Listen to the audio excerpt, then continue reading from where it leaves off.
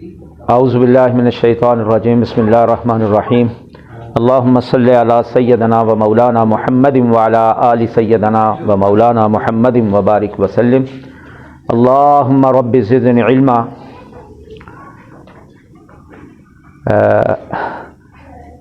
Respected principal, vice principal, teachers and other staffs, सबको सलाम हो। जो हाज़रीन हैं, नाज़रीन हैं, जिस मकसद के लिए मुझे यहाँ आने को कहा गया है, मैं अपना वो फ़र्ज़ अदा करूँगा। अल्लाह ताला हम सब को अमन सलामती दे, इज़्ज़त वाली ज़िंदगी दे, सेहत और बरकत वाली ज़िंदगी दे। अल्लाह ताला आपकी इस नेक मकसद को, इस मेहनत को कामयाबी में बदल दे, क्योंकि मैंने कामयाबियों को नाकामियों में बदलते हुए देखा और अल्लाह के कुर्ब को पाया। ये हकीकत है जो मेरी ज़ाती मैं अपना मुशाहिदा बयान किया। मैं फिर रिपीट कर देता हूँ कि कामयाबियों को नाकामियों में मैंने बदलते हुए देखा और अल्लाह के कुर्ब को पाया। तो सबको अल्लाह ताला अपना कुर्ब अता फरमाए। अल्लाह ताला इस नेक मकसद जो आपने इब्तिदा की है, इसको कामयाबी दे और हम सबको इसका अल्लाह पाक अजर दे। इस इदारे को अल्लाह ताला दरख्त बना दे और दरख्त की शाखें बना दे और ये शाखें आगे बढ़ें और हर शाख बाग बन जाए और आने वाली नस्लें इस इदारे को आगे लेकर चलें और इस इदारे का नाम चलती दुनिया तक यादगार रहे और हम सब के लिए, हम दुनिया में मौजूद हैं या नहीं हैं, इस इदारे को अल्लाह दुआ बना दे। मैं अपने सारे मुअज़्ज़ज़ीन हाज़रीन को, जितने भी बैठे हैं, टाइम निकाल कर आए हैं, इनकी ये कुर्बानी है।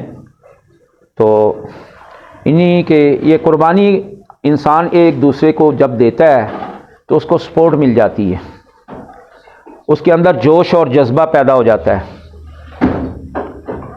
तो जोश और जज्बे से फिर ताउन पैदा होता है, प्यार और मोहब्बत और खलूस आ जाता है। तो टीचर अगर बैठे हैं तो मेरा उनको मैसेज है कि बच्चे को नंबर एक नरमी वाली, अगर पनिशमेंट देनी है तो नरमी वाली हो, नरमी वाली हो,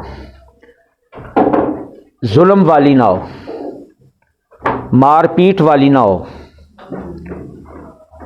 तो बच्चा आपसे मानूस हो जाएगा। आपने बच्चे से मानूस होना है, बच्चा आपसे मानूस हो जाएगा। जब आप मोहब्बत देंगे, बच्चे को शफ़क़त देंगे, खलूस के साथ उसकी बात को सुनेंगे, इखलास के साथ पढ़ाएंगे,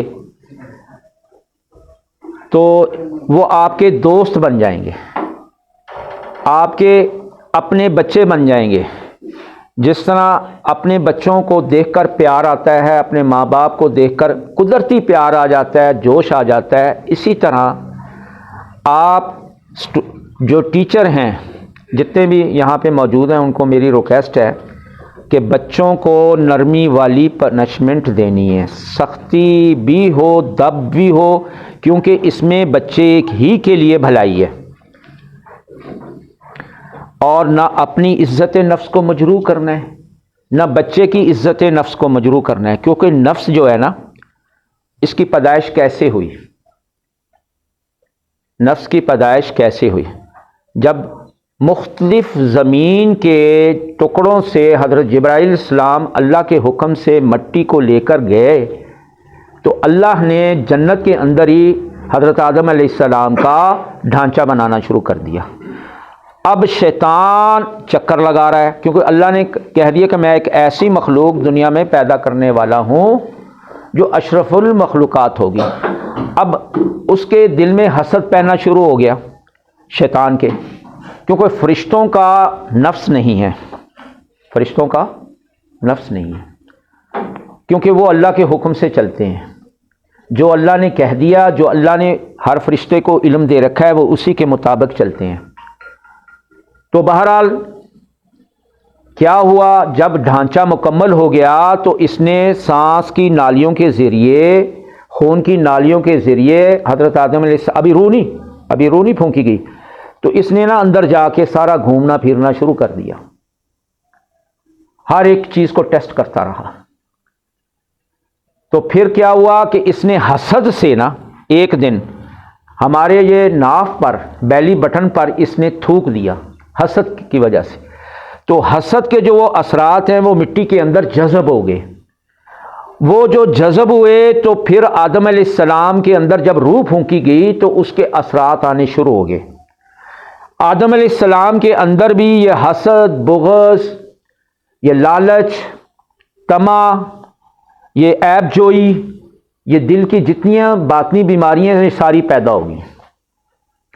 तो इसको अल्लाह ने इंसान की आजमाइश में बदल दिया, क्योंकि अल्लाह जानते थे कि ये दुनिया में जाके कत्ल व गारत न करे, क्योंकि इंसान की पैदाइश से पहले यहाँ पे जिन्नात आबाद थे जो आपस में कत्ल व गारत शुरू कर दी थी, ज़मीन को खून से भर दिया था।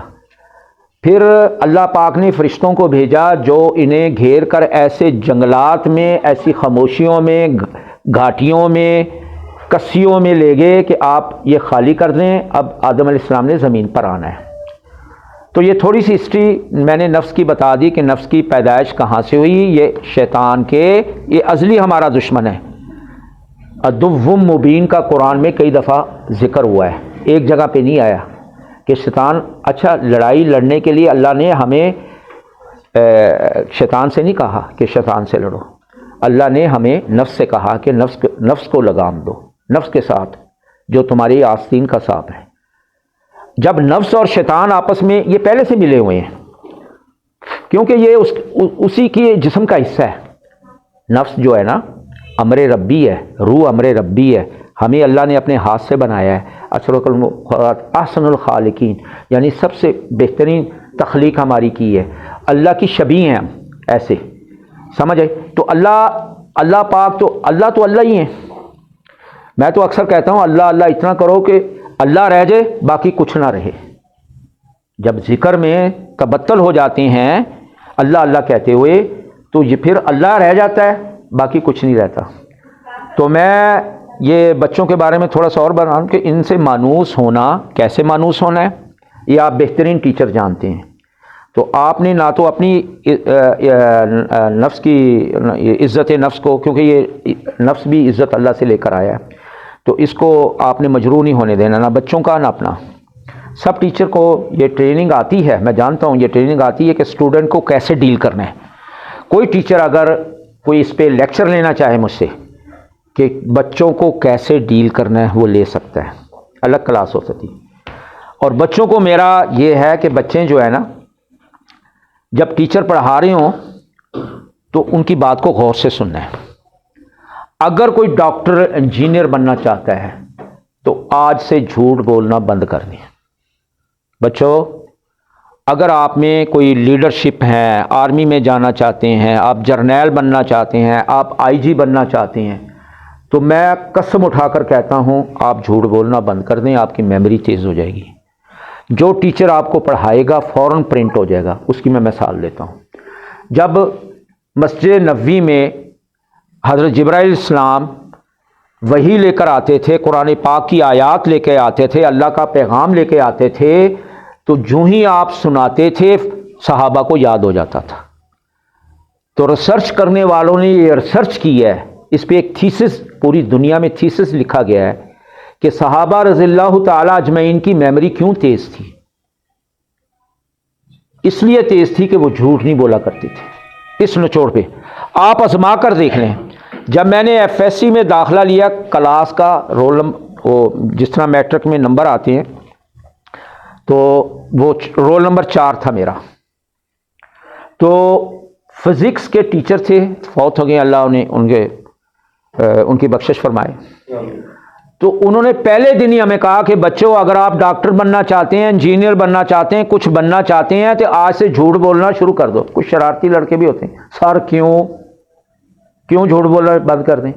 तो उन्होंने वजाहत फरमाई कि साइंस के सब्जेक्ट मुश्किल हैं, खा प्री मेडिकल है, खा नॉन मेडिकल है। अगर आप कुछ बनना चाहते हैं तो मैं कलमा पढ़कर कहता हूं कि आप बन जाएंगे, मेरी दुआएं आपके साथ हों। आज से झूठ बोलना बंद कर दो, ठीक है। अब मैं इस पर ज़्यादा नहीं बोल सकता क्योंकि टाइम कम है, मैंने आगे जाना है। आगे आपको कुछ टिप्स देने हैं, मिथ्स देने हैं, काम की बातें करनी है। दूसरा ये है कि कान को पहले उस्ताद पकड़ा करते थे, कोई इधर से खींचता था, कोई सेंटर में से पकड़ के खींचता था, कोई ऊपर से ऐसे खींचता था। इससे भी मेमोरी तेज़ होती है। यहाँ पे अल्लाह ने ट्रिगर पॉइंट्स रखे हैं, सेंसरी नर्व्स रखी हैं, जो हमारी जो मेमोरी का ब्रेन के अंदर जो पॉइंट है ना, वो तेज़ हो जाता है कान खींचने से। अगर टीचर कान आपके नहीं पकड़ के खींचता तो आप खींच लिया करें। उसके 4 मेथड हैं। ये सर मैंने योगा में नहीं बताया आपको, ये यहाँ पे इल्म दे रहा हूँ क्योंकि ये मासूम बच्चे हैं। आप बड़े होंगे, थोड़ियाँ तो बीवें ही कान खींचनी होनी है, उन को खिंचा लो बेशक। ये देखें, ये एक तो ये है, ये वाला पॉइंट ऐसे पकड़ के ऐसे खींच लें, 1 2 3, सेंटर में अंगूठा रख के शहादत वाली उंगली पीछे ऐसे खींच लें, ठीक है ना। अब ऊपर से पकड़ के खींच लें, एपेक्स रीजन जो ना ऊपर वाला, ऐसे खींचें। फिर सबसे ज़्यादा मेमोरी तेज़ होती है ऐसे करने से। ये इधर आओ बेटा, सबसे ज़्यादा तेज़ समझ लें आपने 1 किलो बादाम खा लिए। ये इधर आओ, नीचे करो बेटा। ये देखें, ऐसे पकड़ के ना, ऐसे ये पकड़ना है, छोड़ना है, पकड़ना है, छोड़ना है, पकड़ना है। ये वालेकुम अस्सलाम। ऐसे पकड़ना है, छोड़ना है, करके देख लें। आपकी फौरन जो है, किसी को गनूदगी आ रही है, आपका ब्रेन फौरन शार्प हो जाएगा। कुछ केमिकल्स हैं जो ब्रेन से निकलते हैं और मेमोरी को तेज कर देते हैं। आप आजमा के देख लें। चलें, अगर आपको यहां शर्म आती है किसी के सामने ऐसे करते हुए, तो आप करके देखें। ये 3 दफा करके देख लें, आपकी फौरन आंखें खुल जाएंगी। यहां पे सेंसरी नर्व्स हैं जो केमिकल मेमोरी को तेज करता है ब्रेन का, उसको वो एक्टिवेट हो जाता है, फौरन आपकी मेमोरी तेज हो जाती है। मेमोरी तेज करने के लिए देखें 70% जो मैंने नतीजा निकाला है वो न्यूट्रिशन का है, डाइट का है। 30% जो है ना मेमोरी को तेज करना, ये बच्चों का, आम बच्चों का, जी मैं सबक पढ़ता हूं, मैं भूल जाता हूं, मुझे सबक याद नहीं होता। ये बेटा सबसे स्टूडेंट की सबसे, वो कहते हैं ना, a sound body in a sound mind, कि बॉडी साउंड होगी तो माइंड भी साउंड होगा। समझ आई? तो उसी फार्मूले पे ये फार्मूला है कि आपने अपनी मेमोरी को कैसे शार्प करना है। एक तो मैंने बताया झूठ आज से बोलना बंद कर दें। दूसरा मैंने ये कानों की एक्सरसाइज बताई, ये शुरू करनी है। तीसरा इसमें न्यूट्रिशन एंड डाइट का रोल है, 70% उसका रोल है, 30% ये रोल है। समझ आई? ये वक्ती है, ये ना समझे कि डॉक्टर साहब ने ऐसे ऐसे करना शुरू कर दिया है और मेमोरी हमारी तेज़ हो जाएगी। 30% तेज़ हो जाएगी, पक्की बात है। ना तेज़ हो मुझे पकड़ लें आप। ये मेरे आजमूदे फार्मूले, मुशाहिदे वाले फार्मूले हैं। ये टिप्स जो है मैं आपको दे रहा हूँ, ये मुशाहिदे वाली हैं, मेरी रिसर्च वर्क है इस पर। समझ आई? ये आम बातें नहीं है, ना कोई आपको बताएगा, ना आपको किताबों में मिलेंगी, ना ये इल्म, मैं वो इल्म, क्योंकि मैं बैठता हूँ कब्रस्तानों में, मैं लिखता हूँ कब्रस्तानों में, खामोशी वाली जगह पे, तो वहाँ से फिर अल्लाह इल्म देते हैं, फिर मैं वो लिख लेता हूँ। जो लिख गया, 10 किताबें मैंने लिख के छोड़ी हुई हैं, मेरी मौत के बाद इंशाअल्लाह वो हर आदमी के हाथ में होंगी। ये अच्छा, आगे चलते हैं। मेमोरी समझे? न्यूट्रिशन, अच्छा न्यूट्रिशन में अब वो भी मैं मसला हल कर देता हूँ। ये सर्दियों के दिन है। टैला हमारी वालदा हमें बना के दिया करती थी। टैला क्या है? चारों मगज़ हैं, बादाम है, उसमें पिस्ता है, खशखाश है और सब्ज़ इलायची है। ठीक, ये 5 चीज़ें, 10 दाने 11 दाने बादाम के छिलका उतार के, छिलके में टार्टारिक एसिड होता है। Tartaric acid is dangerous for your hormone. कभी भी छिलके वाले बादाम नहीं खाने, दिमाग में खुश्की पैदा कर देता है। छिलका उतार के खाना है। कभी भी मर्द मसवाक से दांत साफ ना करे, उसमें टार टार के सो रहता है, वो मर्द मर्द नहीं रहता। फिर मुझे बाद में ना कहना गिला। मसवाक मसवाक, औरतें दंदासा लगा सकती हैं, मर्द आज के बाद कभी मुंह पे दंदासा नहीं लगाना आपने, उसमें टार टार के सो होता है जो 5-HT 5 हाइड्रोक्सी टेस्टोस्टेरोन हार्मोन को ख़त्म कर देता है, समझ आई। फिर एजिंग फैक्टर आ जाएगा, चेहरे पे झुर्रियाँ पड़ जाएंगी, आपकी बोन डिफॉर्मिटी हो जाएगी, बोन ऑस्टियोप्रोसिस हो जाएगा, आपको कई भी मसल वीक हो जाएंगे, बोन्स वीक हो जाएंगी, श्रिंक हो जाएंगी, भुरभुरी हो जाएंगी। खुदारा इन चीज़ों से बचें। अच्छा, मेमोरी तेज़ करने के लिए ये टैला दूध के अंदर पहले इसका पेसल एंड मॉर्टर में डाल के इसको पीसना है, इसकी पेस्ट बना लेनी है। ये चारों मगज़, ये खशखाश, ये 5 चीज़ें हैं, धो के फिर उसको 1.5 पाव दूध में उबालना है। उबाल के जब 1 पाव दूध रह जाए हल्की आंच में, तो फिर उसको उतार लेना है, दूध को पी लेना। जो नीचे वो बादाम पिस्ता बच गए हैं वो चमचे के साथ खा लें। ये करके देखें, रोज़ाना नहीं लेना, एक दिन छोड़ के एक दिन, ताकि दिमाग भी ना फटे। तो ये आपकी मेमोरी को तेज़ कर देगा, ठीक है ना, पट्ठों को ताकत देगा, हड्डियों को ताकत देगा, जोड़ों को ताकत देगा। अच्छा, जितने भी टीचर हैं ना, ये नेचुरली सिलेक्टेड होते हैं।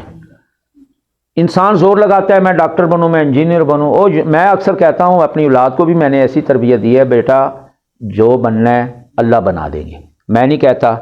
एक मेरी बेटी ने वुमेन मेडिकल कॉलेज में दाखिला लिया, एक बेटे ने एबटाबाद इंटरनेशनल मेडिकल कॉलेज में दाखिला लिया, बस 6 महीने पढ़े, फिर एक बन गया DNA इंजीनियरिंग कॉमसेट से, एक बन गई वो छोड़ के अपना पेशावर यूनिवर्सिटी LLB कर ली एक बेटी ने। तो मैंने किसी को नहीं कहा कि डॉक्टर बनो, मैंने जोर नहीं लगाया। उनके अंदर जो जोश जज्बा था, आज वो दिन में लाखों कमा रहे हैं। यानी ऐसे प्रोफेशनल उन्होंने इख्तियार कर लिए, जो उनके अंदर अल्लाह ने ख़जाने रखे थे छुपा के, जो जोश और जज्बा रखा था वही। यहाँ तो बच्चे की, स्टूडेंट की काउंसलिंग नहीं होती कि इसके अंदर, इसकी रूह में अल्लाह ने कौन सा ख़जाना रखा है। ख़जाने जितने हैं रूह के अंदर हैं, उनसे आप फ़ायदा उठा सकते हैं। अब अक्सर मेरी बीवी कहती है, आप लाहौर में होते हैं, कराची होते हैं, हमें सुबह 3 बजे छोड़ के चले जाते हैं, समझ आए, सोए हुए, तो आपकी रूह के अंदर योगा दाखिल होगी है। ये उसके अल्फाज हैं कि आपकी रूह के अंदर ये जितने ख़जाने हैं, जितने आपके अंदर जोश और जज्बा है, ये रूह का है, ये रूह का रोल है, उसमें अल्लाह ने ख़जाने रखे। ये मरने के बाद आप काश काश पाश पाश जिस्म को काटेंगे कि ये ख़जाने जो अल्लाह ने हमें रखे, हमने इनको दुनिया में इस्तेमाल क्यों नहीं किया। ये मरने के बाद आँख खुलेगी। तो इससे पहले कि मरने के बाद आँख खुले, वहाँ काश काश पाश पाश होता हुआ नजर आए, उसको इस्तेमाल करें अपने ख़जानों को। हर एक यूनिक है, हर एक के अंदर अल्लाह ने ख़जाना रखा है। इस ख़जाने को काउंसलिंग के ज़रिए बाहर निकालें। जिस तरह प्रिंसिपल साहब ने थोड़ा सा मुझे बताया कि हमने काउंसलिंग की और ऐसे ऐसे बच्चे मिले हमें डिफरेंट, कि उनके अंदर ये रूह के अंदर ये चीज़ें ख़जाने पड़े हुए थे। बहरहाल स्टूडेंट्स जो हैं, अगर कोई टीचर सख्ती करता है तो फिर आप गुस्सा ना करें, क्योंकि उस सख्ती में आपकी भलाई है, ये याद रखें। आपने गुस्सा नहीं करना, तो उसमें आपकी फलाह है। तो कुरान में तो है ना, इन्ना माल उसरी युसरा, इन्ना माल उसरी युसरा, 2 दफ़ा अल्लाह ने कहा कि हर मुश्किल के बाद आसानी है, हर मुश्किल के बाद आसानी। तो बेटा पहले आपको कुर्बानी देनी पड़ेगी, नींद की भी कुर्बानी देनी पड़ेगी। ये पबजी और ये गेमें, ये इंटरनेट, ये मोबाइल, सब शैतानी चरखे हैं। इनको टाइम दे दें, आधा घंटा, 24 घंटों में से आधा घंटा इसको दे दें। ये आजकल तो इंटरनेशनल रूल है, 8 + 8 + 8 38 का रूल आ गया है कि 8 घंटे आपने सोना है, 8 घंटे आपने फुल मेहनत करनी, मुशक्क़त करनी, पढ़ाई करनी, स्कूल जाना है, जो है। बाकी जो 8 घंटे हैं उसमें से थोड़ा सा टाइम आप निकाल लें, आधा घंटा निकाल लें, इंटरनेट देखें, लैपटॉप देखें, पबजी देखें, मैं मना नहीं करता, कोई गेम दें, लेकिन उसके ज़्यादा टाइम ना दें। ये दरख्त जो है ना, दरख्त के पास खड़े होकर एक बात करें। अच्छा, एक योगा की एक्सरसाइज मैंने एक यहूदी हिंदू से सीखी। उसने मुझे ना ऐसे हगिंग कराई दरख्त की तने की, तो हगिंग कराई, ये सारा एक साइड का चेहरा उसने साथ टच कर दिया, पीछे खड़ा हो गया। कहते जी इसमें से आवाज़ें आएंगी, वो सुनिए। अब मैं ये MEO साहब जो हैं हमारे मिलिट्री लैंड ऑफिसर, चले गए यहाँ से, तो उनके घर में एक दरख्त था और मुझे उस पर आ रहा था कि ये अब इबादत कर रहा है तना। तो मैंने उनको यही कहा कि मैं हगिंग करें, आप उनसे पूछें। जाहिद साहब से जी। तो हगिंग की, मैंने कहा ये मुझे जो इसकी आवाज़ आई है तने की, वो अल्लाह अल्लाह हु की नहीं, अल्लाह की आवाज़ आई है। तो आप देखें, आपको सुनाई देती है, वज़ू है आपका। उन्होंने हगिंग की, 1 मिनट बाद जब आंखें खोली कहते जी बिल्कुल जी डॉक्टर साहब, मुझे दरख्त के अंदर से अल्लाह अल्लाह अल्लाह की आवाज़ आ रही है। टहनी जो है वो अलग करती है, पत्ता जो उसकी जिक्र जो है ना अल्लाह का, वो अलग अलग है सबका। फूल का अलग है, पत्तियों का अलग है, पोलन ग्रेन्स जो होते हैं उनका अलग है, हर चीज़ का अलग अलग है। तो ये दरख्त है ना, ये बादलों की गड़गड़ाहट को भी सुनते हैं, और बादलों की जो चमक है अगर इन पे गिर जाए तो ये मौत का भी शिकार हो जाते हैं, जल जाते हैं।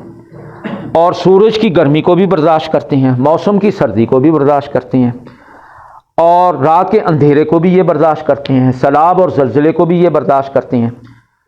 फिर उसके बाद जाके इसको फल लगता है।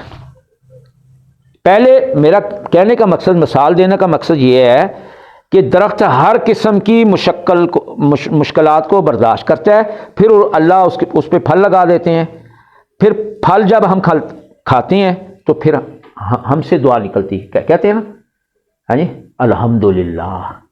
अंब चूके आ कहते अल्हम्दुलिल्लाह, अंगूर खा दे अल्हम्दुलिल्लाह, अनार खाया अल्हम्दुलिल्लाह, होता है ना। फिर ये दुआ जाके फिर बाद में निकलती है, फिर जाके दरख्त को अगले साल 6 महीने के बाद फिर फल लगना शुरू हो जाता है। फिर उस पर कभी खज़ां नहीं आती जो दरख्त। अच्छा, जो परिंदा है ना, जब अल्लाह के ज़िक्र से गाफिल होता है ना, मैं अक्सर देखता हूँ, शाम को आप छत पे चले जाएं, मगरिब से 10 मिनट पहले आपको हवेलियाँ की तरफ से कौवे नज़र आते, जुट्ठे के जुट्ठे नज़र आते नजर, और तोते जो है ना मनसेरा साइड से निकलते हुए नज़र आएंगे। इधर से उधर जाएंगे तोते ग्रुप की शक्ल में, और कौवे इधर से इधर आएंगे। अब इनको मैंने देखा है कि जब ये जिक्र से गाफिल हो जाता है ना परिंदा, तो ये शिकार हो जाता है, शिकारी के काबू चढ़ गया, किसी गन ने मारा। हालांकि इनके बारे में हदीस है कि परिंदे को कोई अपना पकड़ नहीं सकता, चलते हुए, दौड़ते हुए, उड़ते हुए परिंदे को कोई नहीं पकड़ सकता। तो ये सिर्फ बास टाइम आप देखेंगे रोशनदान में से चिड़िया आ गई, अब घूम रही है, उसको रास्ता ही नहीं मिल रहा, क्या है, वो अल्लाह के जिक्र से गाफिल होगी, वो कमरे ने उससे पकड़ लिया। इसी तरह इंसान है, इंसान जब अल्लाह के जिक्र से गाफिल होता है तो क्या होता है, फिर नफ्स और शैतान का शिकार हो जाता है। उसको नहीं पता लगता कि मैं क्या कर रहा हूँ। जब वो गलती कर बैठता है फिर उसको पता लगता है मैं क्या कर रहा हूँ। ये बड़ी काम की चीज़ें हैं। तो बच्चों को चाहिए टीचर के बारे में कोई गलत बयानी नहीं करनी, कोई बदतमीज़ी नहीं करनी, गलत बयानी नहीं करनी। अल्लाह ने हर एक के अंदर कानून बना रखा है, हमने उस कानून को फॉलो करना है।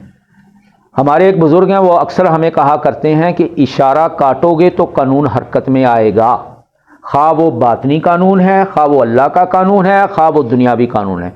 मैं अब ये इशारा काटूँ मरी वाला, अगर ट्रैफिक पुलिस वाला खड़ा है कि बत्ती बुझने से पहले सुर्ख बत्ती में ये इसने इशारा काटा, क्या वो मुझे माफ़ करेगा? कानून हरकत में आएगा ना। तो इसलिए इशारा नहीं काटना, आपने हर एक की रिस्पेक्ट करनी है, तो तब कौमें जाके तरक्की पाती हैं। अदब हदीस में है,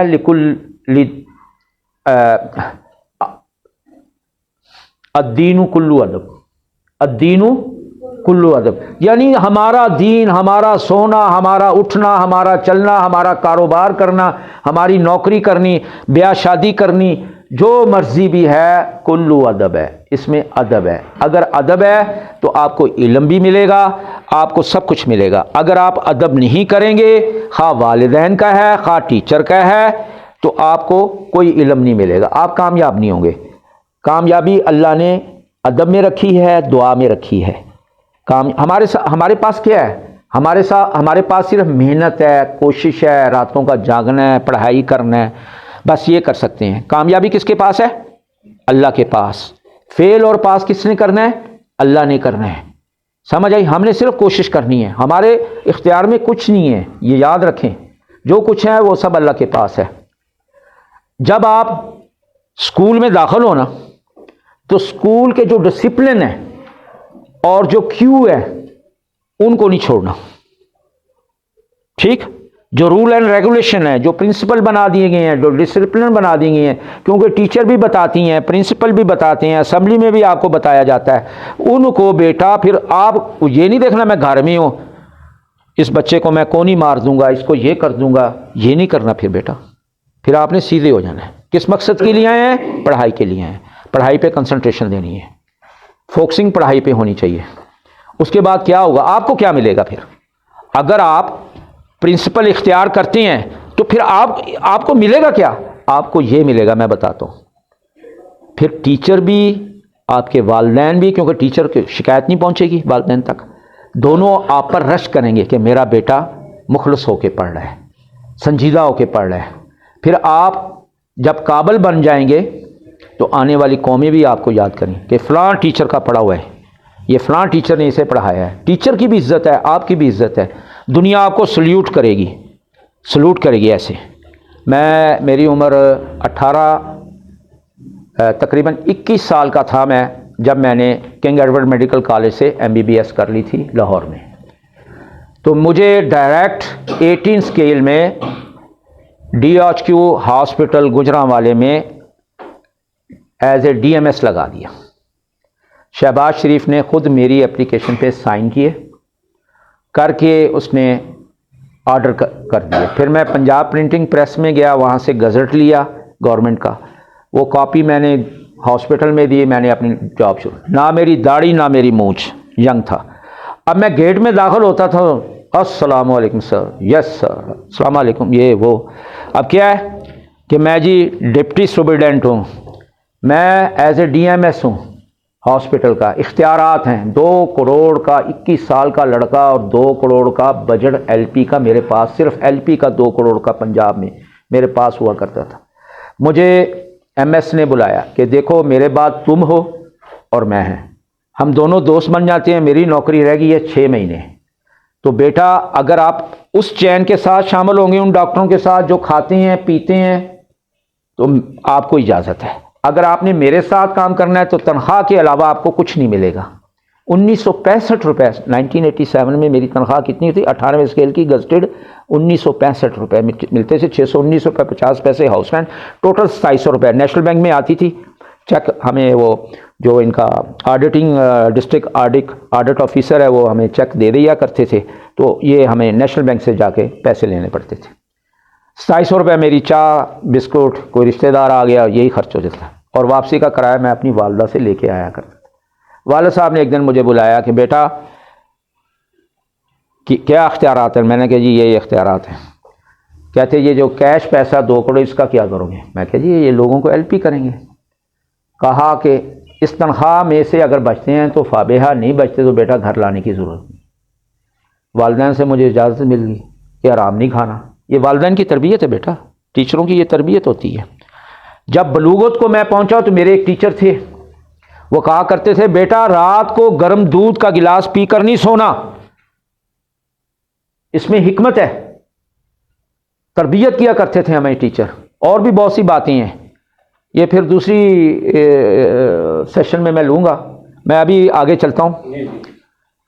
तो ये ट्राइएंगल, अभी मैं प्रिंसिपल साहब से कह रहा था कि ट्राइएंगल है, वालिदैन, टीचर और ट्यूटर, जिनमें मौलवी साहब भी आ जाते हैं, ट्यूशन वाले भी आ जाते हैं। जब तक ये ट्राइएंगल बच्चे की मुकम्मल नहीं होगी उस वक्त तक, आज भी आप अल्लाह पाक सबको लेके जाए, मदीने की गलियों में कहीं निकल जाए ना आपको बोर्ड नज़र आएगा स्कूल का, कॉलेज का, यूनिवर्सिटी का, उधर क्या लिखा हुआ है? इदारत तरबिया व तालीम। क्यों जी नदीम साहब?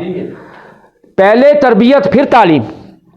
स्वाइन फ्लू फैला, डायरेक्टर मदीना ने मुझे कहा कि जितने मदीने के स्कूल हैं एक एक दिन सब में आपने गुजारना है डॉक्टर साहब। तो मैंने वहाँ देखा कि टीचर जो है ना तरबियत करती हैं, तालीम कम देते हैं। किताबें 3-4 होती हैं, वो भी स्कूल के अंदर कबर्ड में होती हैं। नाश्ता उनको स्कूलों में दिया जाता है। नाश्ता कोई बच्चा घर से नहीं करके आता, घर वाले सो रहे होते हैं, बच्चे स्कूल में होते हैं। तो ये चीज़ें हैं जो करना है हमें यहाँ पे, ये चीज़ें अच्छी चीज़ें लानी है। तो मैं क्या कह रहा था, आप में से कोई जर्नैल बनेगा, कोई IG बनेगा, उस वक्त बनेगा जब आप अदब को नहीं छोड़ेंगे। अदब को नहीं छोड़ना, ना वालिदैन के आगे बदतमीज़ी करनी है, ना टीचर के आगे, ना ट्यूटर के आगे। हर टीचर और हर माँ बाप चाहते हैं, ये बच्चों गौर से सुन लो, हर टीचर और हर माँ बाप चाहते हैं कि हमारे बच्चे अच्छी और कामयाबी ज़िंदगी गुजारें, अच्छे ओहदों पर लगें। ये सबकी ख्वाहिश है कि नहीं? वालिदैन भी बैठे हैं। 3 बातें मैंने की हैं। हर माँ बाप, हर टीचर और माँ बाप आपके दुश्मन नहीं हैं जो सुबह सुबह आपको यहाँ भेज देते हैं। ये चाहते हैं कि आप, जो हम में कमी है, जो हमने मुश्किल वक्त गुजारा है, वो आप ना गुजारें। तो जब मौसम बदलता है तो आपकी यूनिफॉर्म भी बदल जाती है। अच्छा, मेरी एक बड़ी इंटरेस्टेड बात है नदीम साहब आपका, क्योंकि ये कारोबार है, बुरा ना बनाना। मेरे काबू आ गया ये लेस का जो एजेंसी वाला। मैंने उसके मालिक से सवाल किया, मैंने कहा सर, हज़ारा डिवीज़न में आपको एजेंसी लेस की, ज़ुबान के चस्के की मैं बात कर रहा हूँ, तो ये कितने सर एक महीने में कितने ये अपना सेल है आपकी? तो उन्होंने कहा 70 लाख से लेके 1 करोड़ तक। यानी हमारे बच्चे 1 करोड़ रुपए के हर महीने लेस खा जाते हैं। इसको क्या कहते हैं? ज़ुबान का चस्का।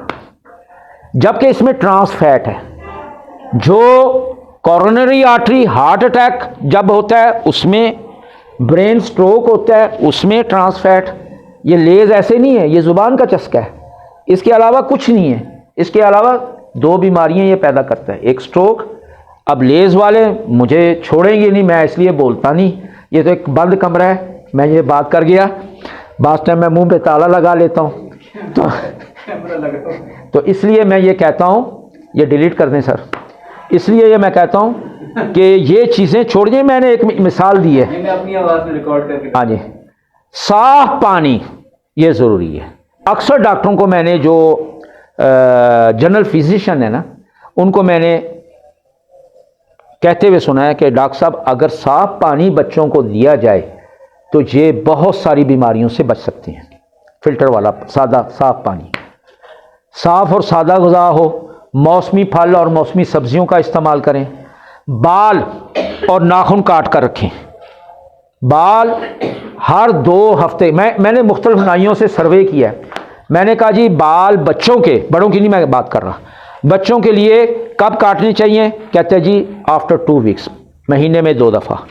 अच्छा, बाल छोटे हों, पौधा छोटा हो, मैं मिसाल देता हूँ, पौधा छोटा हो ना तो उसको हम लोटे से, गिलास से पानी देते हैं। जब पौधा बड़ा होता है तो उसको पाइप से, बाल्टियों से दरख्त को पानी देते हैं।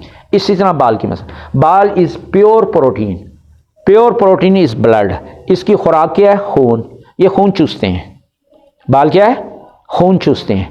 ये खून चूसते हैं आपका, इसलिए छोटे बाल रखो थोड़ा खून चूसेंगे, बड़े रखो तो ज़्यादा खून चूसेंगे, ठीक है ना? तो बालों को छोटा रखना है। देखो ना, कंघी करने की भी ज़रूरत नहीं, समझे? ये बात सुन ले। अच्छा, आगे चलते हैं। आपके गिरेबान बंद हो, ये मौसम, ये पहली, ये क्लेविकल बोन है, फिर उसके बाद फर्स्ट रिब है, फिर 2 है, 3 है, 4 है, 14 हड्डियाँ हैं। जो पहली 4 हैं हड्डियाँ, इनको और गले को आपने हाई नेक इस्तेमाल करनी है, ढांक के रखना है। नीचे से आप बेशक काछा पहन के आ जाएं बर्फ़ में, आपको कुछ नहीं होगा, ये मैं गारंटी देता हूँ। ये जो हिस्सा है आपको नमूनिया कर सकता है, अपर 4 रिब्स, ठीक है। दूसरा, बच्चों में पेट के कीड़े ये लाजमी होते हैं, इनकी मिकदार बहुत ज़्यादा है। साइंस ये कहती है कि एक बड़े आदमी में, यंग आदमी में, जितना उसका ब्रेन है, अगर 4 पाउंड का ब्रेन है तो 8 पाउंड पेट की इंटेस्टाइन में कीड़े होते हैं, जो इम्यूनिटी पैदा करते हैं, जो एंजाइम पैदा करते हैं, जो केमिकल पैदा करते हैं, जो डाइजेस्टिव एंजाइम पैदा करते हैं, जो हमें बीमारियों से बचाते हैं। कुछ कीड़े मुज़र भी होते हैं जो नुकसान देते हैं। तो इसलिए जो बुरे कीड़े हैं, जो बीमारियों वाले कीड़े हैं, वर्म्स, एंथलमेंटिक्स, उनको डीवर्म करना है, डी एंथलमेंटिक्स करना है। कैसे? बाज़ार में सिरप मिलते हैं, एंथलमेंटिक सिरप मिलते हैं, जैसे मशहूर सिरप है Vermox. Vermox is the safe. Gentle जो है बास टाइम ब्रेन पे असर करती है, किसी को माफिक है, किसी को नहीं। तो वर्मॉक्स जो है ना, वो 1 चम्मच आज रात सोते हुए, 1 चम्मच कल रात सोते हुए, 1 चम्मच यानी 2-3 महीने के बाद एक शीशी एक बच्चे के लिए होती है। 3 कंसेक्टिव नाइट्स में वो लेनी होती है, 1 चम्मच आज रात, 1 कल रात, 1 परसों रात, उसमें 6 चम्मच टोटल होते हैं। तो वो आपने वर्मॉक्स जो है ना वो नहीं छोड़नी, ठीक है ना। उस ड्रग का नाम है वर्मॉक्स। नाखून काट के रखने हैं, नाखूनों से टाइफाइड बुखार होता है, ये रिसर्च हो चुकी है। बाल छोटे रखने हैं और नाखून काट के रखने हैं। खाने के भी आदाब हैं, किसी मौजू पे मैं बताऊंगा कि किस पोजीशन में बैठ के खाना होता है। मैं अक्सर ब्याह शादियों पे जाता हूँ, लोगों को कहता हूँ जो खड़ा होकर खाना खाता है उसका पेट इंचों के हिसाब से बढ़ता है, जो सोफे पे बैठ के खाना खाता है उसका सेंटीमीटरों के हिसाब से बढ़ता है। जो सुन्नत तरीके से 2 ही तरीके हैं, चौकड़ी मार के और एक टांग को बिठा के एक को खड़ा रख के खाना खाता है, उसका पेट बढ़ता नहीं, खा वो अपने पेट को देग बना ले। ये पक्की बात है। ये खेल कूद, छोटी मोटी लड़ाइयाँ, ये है ना बच्चों की ज़िंदगी का हिस्सा है। बड़ों में भी होती हैं, छोटों में भी होती हैं, ये हमारी ज़िंदगी का हिस्सा है। तो इसमें हद से ज़्यादा नहीं बढ़ना। अब तो घर घर की कहानी बन गई है, हर घर में एक अलमारी है जिसको फार्मेसी बना रखा है, मेडिकल स्टोर बना रखा है। क्यों? कि जी डॉक्टर के पास ना जाना पड़े, घर में ही हर चीज़ मौजूद हो। खुद ही डॉक्टर बने हुए हैं और ला के ना वो फिक्स किया हुआ बजट कि आज 10,000 की मेडिसिन लेके आनी है इस महीने और रख देनी है, ज़रूरत पड़ेगी तो उठा लेंगे, रात को नहीं। कुछ ऐसी ड्रग्स हैं जो 24 घंटे घर में होनी चाहिए बच्चों के लिए। उनमें ब्रूफिन सिरप, पैनाडोल सिरप, उसमें सेप्ट्रान DS सिरप, ये 2-3 चीज़ें, पैनाडोल सिंपल, पैनाडोल एक्स्ट्रा, ये 4-5 चीज़ें काफ़ी हैं।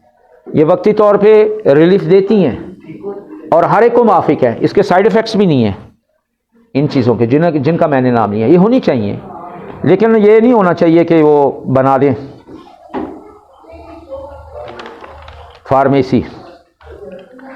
तो बेटा जब आप पढ़ाई में अच्छे होंगे ना तो आपके रिश्तेदार भी, को टाइम ज़्यादा नहीं हो गया, क्लोज करो। तो पढ़ाई में अच्छे होंगे, आपके रिश्तेदार भी आप पर रश करेंगे, आपके हमसाए भी, आप VIP गाड़ियों में बैठेंगे।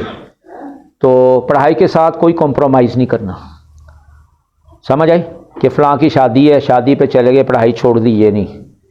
नमाज के वक्त नमाज अदा करें, खेल के वक्त खेल अदा करें, होमवर्क के वक्त होमवर्क अदा करें, फिर टीचर भी आपको मोहब्बत करेंगे, आपको गिफ्ट देंगे। तो ये चीज़ें हैं, ये स्किल्स जो हैं ये आपने सीखनी है कि कोई ना कोई एक स्किल आपको आनी चाहिए। 12 साल तक जब आप हो जाए तो कोई स्किल सीख लें, स्किलें आपको आनी चाहिए। तो आखिर में मैं जनाब प्रिंसिपल साहब का, स्टाफ का शुक्रिया अदा करता हूँ कि मुझे यहाँ पर बुलाया और बोलने का मौका दिया और अपने कीमती प्रोफेशनल असासे में से मुझे वक्त दिया। और आप भी रिस्पेक्ट के काबिल हैं। दुआ करता हूँ अल्लाह ताला आपकी औलाद को आपकी आंखों की ठंडक बना दे और ऐसा अजर दे को जो दुनिया में आखिरत में दोनों जहान आपके बख्तावर हो जाएं। तो हज़रत अली रज़ी अल्लाह ताला अन्हो कहा करते थे कि जब इमाम हसन हुसैन रज़ी अल्लाह ताला अन्हो 5 साल के थे तो मैं इनके साथ खेला करता था। जब ये 8 साल के हुए तो इनकी मैंने सख्ती से तरबियत करनी शुरू कर दी। जब ये बलूगत को 12 साल तक पहुँचे तो मैं इनका दोस्त बन गया। तो हमें भी ये चीज़ें फॉलो करनी चाहिए। तो हर काम में हमें ये बड़ों के लिए बातें हैं, अब हर काम में हमने अल्लाह को मुकद्दम रखना है। आपने एक सुई भी ख़रीदनी है ना जवाद साहब, तो आपने ये दुआ करनी, या अल्लाह आपके दिए हुए माल से मैं ये एक सुई ख़रीदना चाहता हूँ, इसमें या अल्लाह खैर और बरकत डाल दे। मैं एक यही दुआ मांगकर LED जब स्टार्टिंग हुई शुरू में लेके वो अभी तक कायम है, ना टूटी है ना ख़राब हुई है। दुआ की ऐसी बरकत है, दुआ मांगना ना छोड़ें, क्योंकि हर चीज़ की लिखने की ताकत अल्लाह के पास है, मिटाने की ताकत अल्लाह के पास है, कामयाबी अल्लाह के पास है। हमारे पास सिर्फ कोशिश है, मेहनत है, मुशक्क़त है, हम और कुछ नहीं कर सकते। क्योंकि हर इंसान को अल्लाह ताला कहते हैं अंता आख़िज़ुम में नासियती है, मैंने पेशानी के बालों से पकड़ रखा है। तो बच्चों को अच्छाई और बुराई में तमीज़ बताएं कि ये अच्छाई है, ये बुराई है, इनको इसकी डेफिनेशन आनी चाहिए।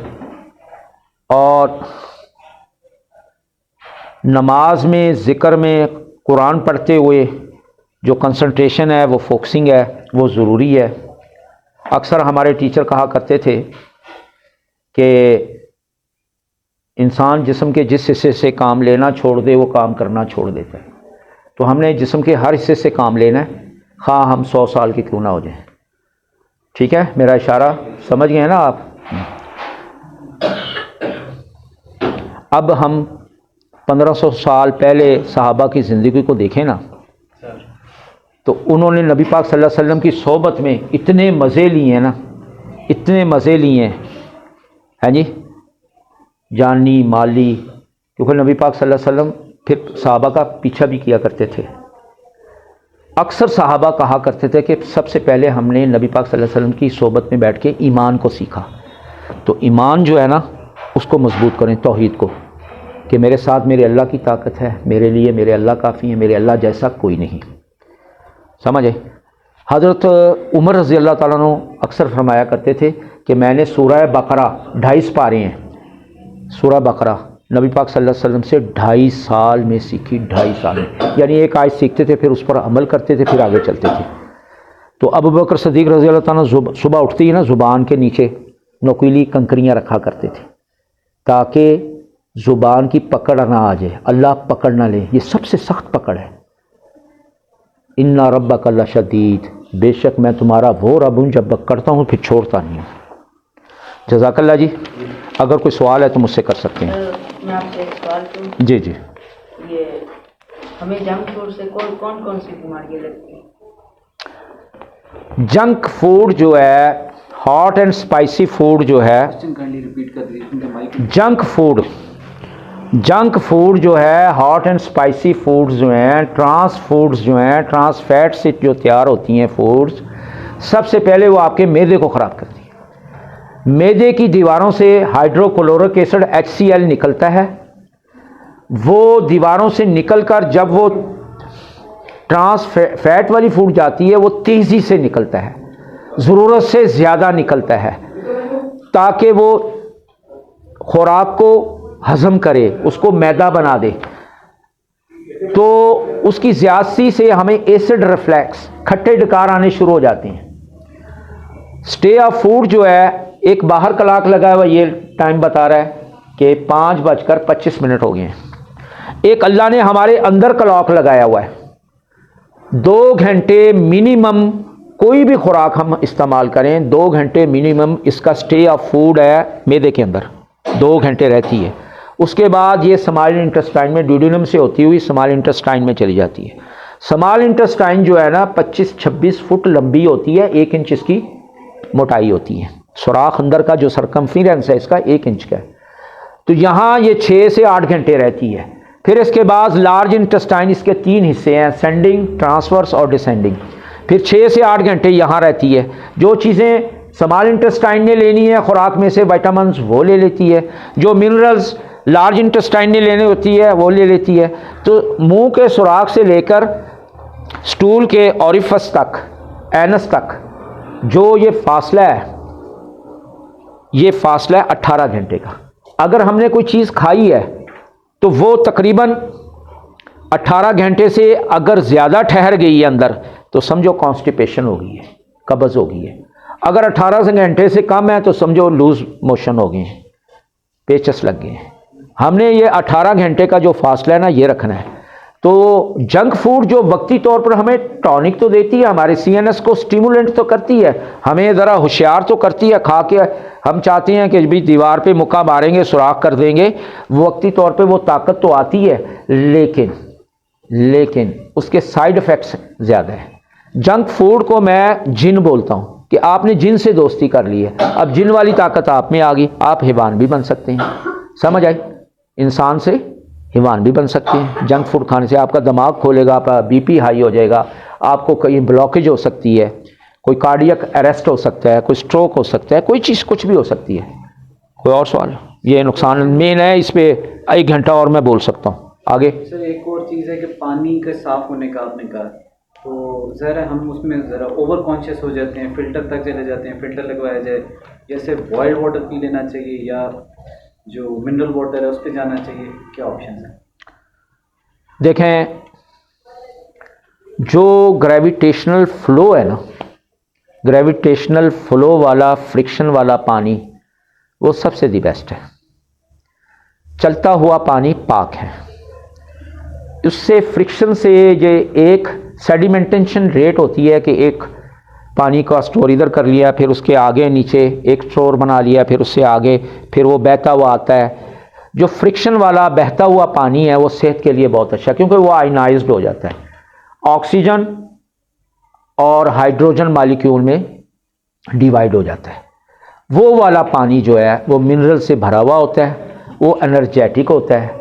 जैसे स्टिंग होती है, हाँ, स्टिंग जो है वो पीने से उसमें कोई हाईली कंसनट्रेटेड में उसमें विटामिन्स डाले हुए हैं, वो वक्ती तौर पे बंदे को हशाश बशाश कर देते हैं। एनर्जी ड्रिंक यानी उसमें विटामिन्स, कंसनट्रेटेड विटामिन्स डाले हुए हैं। तो पानी जो सबसे बेहतरीन जो है वो फ्रिक्शन वाला बहता हुआ पानी, टकराता हुआ पानी, समझ आई, वो बेहतरीन है। उसके बाद अगर आप टेप वाटर की बात करते हैं जो हमें म्यूनसिपल कमेटी की तरफ से आता है नालियों के ज़रिए, तो उसको उबाल के पीना है। उसके उबालने के बाद उसको ज़रा ठंडा होने के रख दें। उसके एक नीचे सल्फेट वाइट रंग की लेयर आएगी, एक ऊपर झिल्ली आएगी, झिल्ली को भी उतार देना है ऊपर, और दरमियान वाला जो हिस्सा है उसको निकाल के मलमल के कपड़े में डाल के उसको मिट्टी वाले कूलर में डाल के आप पी सकते हैं। कुछ नहीं होगा आपको, ना आपका गला ख़राब होगा, ना आपको पेट की बीमारियां लगेंगी। उबाल के टैप वाटर, क्योंकि सादा अगर टैप वाटर आप खोल के पिएंगे बग़ैर उबाले हुए, तो साइंस ये कहती है हेलोबैक्टर बेसिलाई बैक्टीरिया जो है वो उसके अंदर होता है। वो बैक्टीरिया अगर आपके मैदे में चला गया तो मैदे में सुराख करना शुरू कर देता है, उससे फिर अल्सर पैदा होता है, मैदे का अल्सर, फोड़ा फुंसी पैदा हो जाती है, वो हील अप नहीं होता।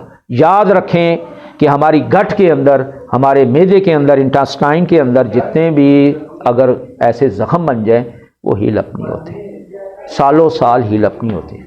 इसलिए ये बाकी रह गया ये नेस्ले का पानी, ये जो पैकिंग 19 लीटर का पानी आता है बॉटल, तो ये पानी क्योंकि 500 फुट की गहराई से ज़्यादा वो लेते हैं, फिर ये प्रोसेस डिफरेंट है, फ़िल्टर का भी प्रोसेस है, कुछ मट्टी ख़ास किस्म की क्ले होती है उसमें फ़िल्टर किया जाता है, फिर उसके बाद ये पानी आता है, फिर इसमें मिनरल्स डाले हैं, इलेक्ट्रोलाइट बैलेंस कायम करने के लिए इलेक्ट्रोलाइट्स डालती हैं। तो ये क्योंकि महंगा है, अगर आप अफोर्ड कर सकते हैं तो ये भी अच्छा पानी है, लेकिन इसका एक नुकसान है कि ये जिस्म की इम्यूनिटी को कम करता है, कुव्वत मुदाफ़ियत को, क्योंकि फ़िल्टर है। अब हर जगह तो आपको फ़िल्टर वाला पानी, आप सफ़र करना है बस में अगर आप पानी पिएंगे आप बीमार हो जाएंगे। वो कहते हैं ना, पुरानी अक्सर यहाँ कहावत है मिस्त्रियों की कि जी जिक्का अच्छा ऑयल डाला है तो आपकी गाड़ी धुआं नहीं देगी, अगर आपने मिक्स डाला है, मिक्स डाल रहे हैं तो वही डालें, अगर उसका हाजमा इंजन का ख़राब हो जाएगा, अगर आपने हाई क्वालिटी का डाल दिया फिर धुआं देनी शुरू हो जाती है। ये मैंने प्रैक्टिकल देखा है, वो वाकई सही कहते हैं मिस्त्री कि जिस पे गाड़ी लगी हुई ना उसकी विस्कोसिटी होती है ऑयल की, तो वो रिंग और पिस्टन में जब जाती है ना तो उसमें एक स्पेस बन जाती है, वो ऑयल उस रिंग और पिस्टन में एडजस्ट हो जाता है। विस्कोसिटी थिकनेस को कहते हैं, उसकी थिकनेस जो है ना, किसी की थिकनेस ज़्यादा होती है ऑयल की, किसी कम होती है। जो आप शुरू में डाल रहे हैं ना वही ऑयल डालें, चेंज करेंगे तो गड़बड़ करेगी गाड़ी। जी ये